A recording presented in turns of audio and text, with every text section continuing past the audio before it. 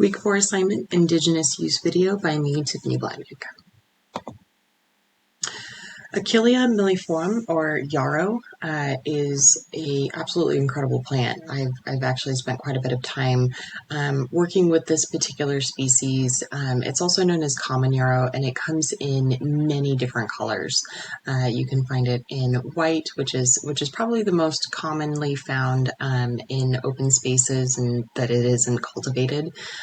However, it does produce yellows, purples, some more bluish tones, and some red tones as well, depending on where you find it and if somebody is cultivating it to produce these specific colors for their garden.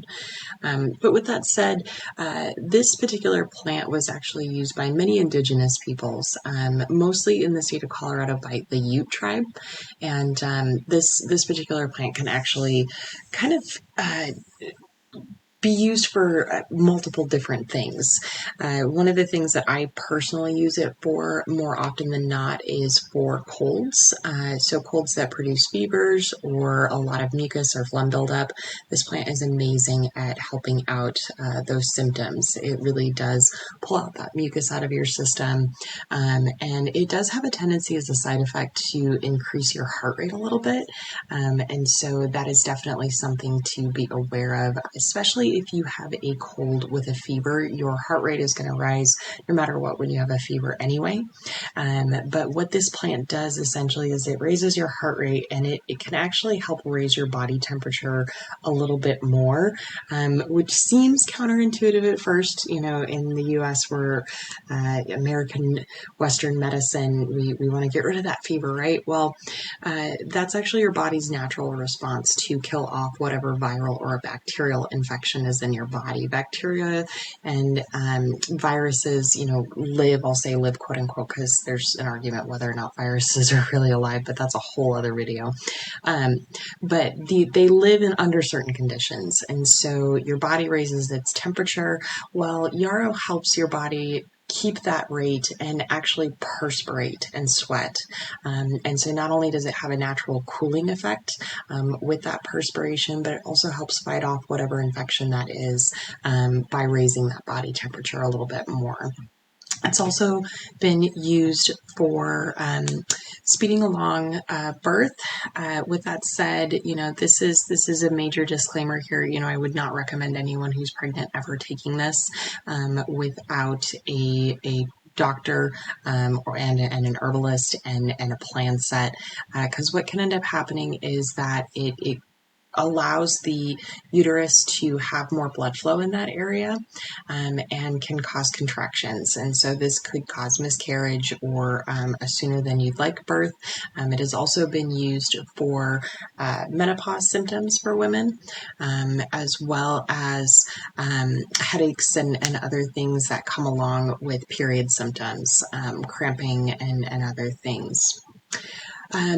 As far as, any other uses are concerned, I would recommend looking into this plant a little bit more before using it. But one of the other things that I've done with this plant, it does help stop bleeding. So even if it increases blood flow, if you're taking it internally, if you create a poultice and apply it externally, it actually can help stop blood flow. And so that's kind of a neat thing about it. But once again, do some research before you decide to use this plant. Personally, I wouldn't necessarily recommend just going out in a field and picking what you may think is yarrow. It has a tendency to look a lot like other plants, even though this plant is in the aster family.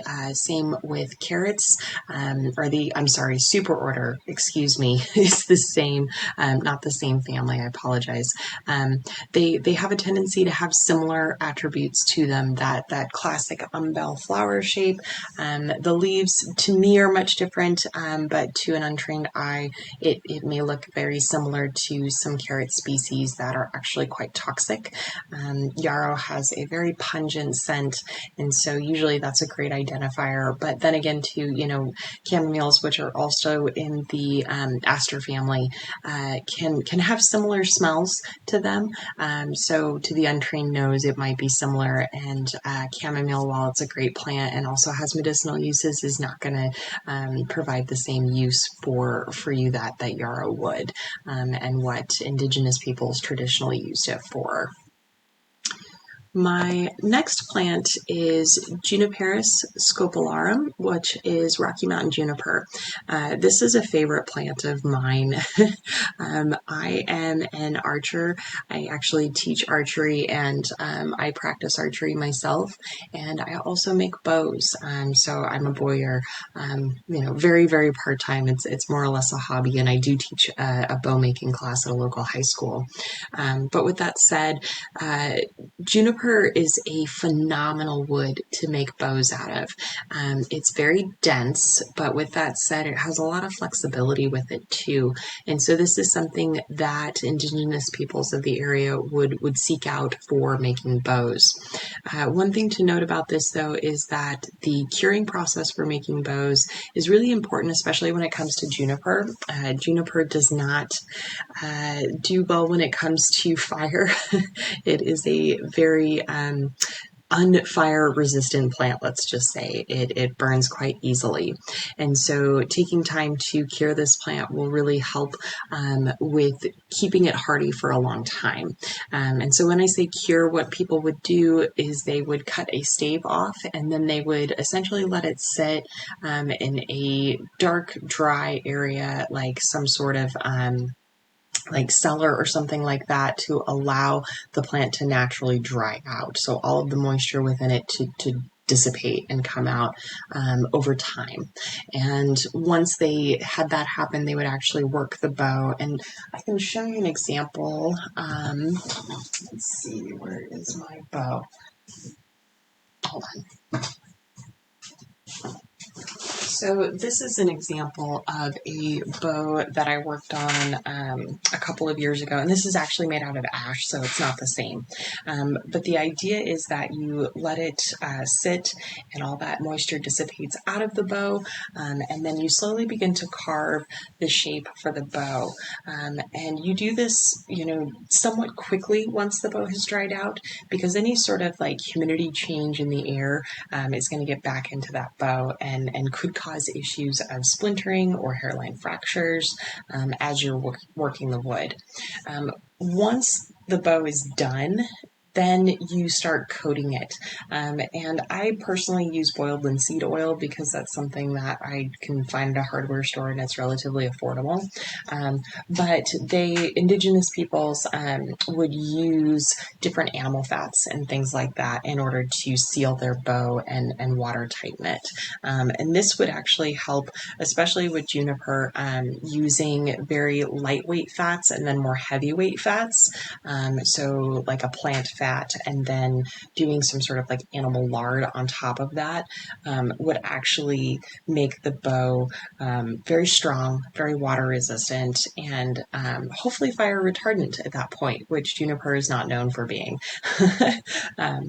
But with that said, the ability for this plant to still be very flexible after it is done being cured and worked and sealed is amazing.